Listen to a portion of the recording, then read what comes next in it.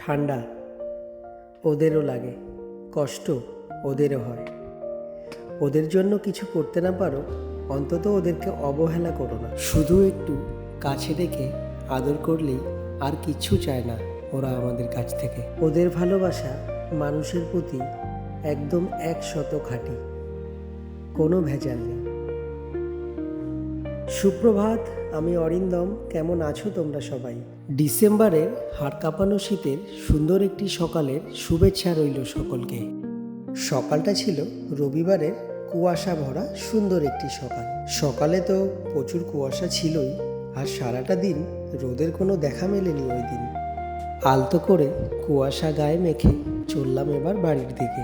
ওই যে দূরে এক দিদিমণি আসছেন, ওটাই হচ্ছে আমার দিদি। এদিকে আমাদের পাড়ার রাস্তার অবস্থা দেখো, ড্রেন হচ্ছে, বড় ড্রেন, এখান থেকে জল পাস হবে। ভাবিনি কোনো দিনও আমরাও এসব কিছু দেখতে পারবো। আমরা ছোটবেলা থেকে বড় হয়েছি, আমরা এটাই ভেবেছিলাম, না আমরা গ্রামে পাকা রাস্তা দেখে যেতে পারবো, না আমাদের গ্রামে কারেন্ট আসবে।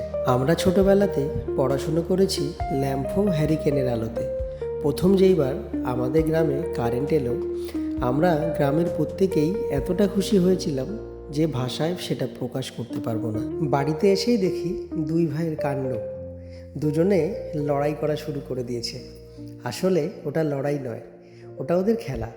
আমাদের মনে হয় ওরা লড়াই করছে। আরেকজনের কাণ্ড দেখো, এটা হচ্ছে আমাদের পোকো। নিজেই শীতকাল বলে কাঁথা মুড়ি দিয়ে দিয়েছে। আরেকজনের সঙ্গে পরিচয় করিয়ে দিই তোমাদের, ইনি হচ্ছেন পোকো, আমাদের বাড়ি খুব বড় একজন সদস্য। তারপর বিকেলবেলা চলে এলাম মছলন্দপুরে। মিলনী মেলার আজকে শেষ দিন, তাই একটু ভাবলাম মেলা থেকে ঘুরেই যাই, যদি একটা ভিডিও বানাতে পারি তোমাদের জন্য। আজকে ছিল মেলার বিশেষ একদিন, পুরস্কার বিতরণীর দিন। ওই যে আমি, ওই যে এক কোনায় পড়ে আছি, ওটাই আমি। চিনতে পারছো তোমরা? কারণে অকারণে অনেক বকে ফেলেছি। যদি আমার বকা তোমাদের ভালো লেগে থাকে, তাহলে অবশ্যই একটা লাইক, শেয়ার, কমেন্ট করে আমার চ্যানেলটিকে সাবস্ক্রাইব করে দিও, আর আমার পাশে থাকতে ভুলো না।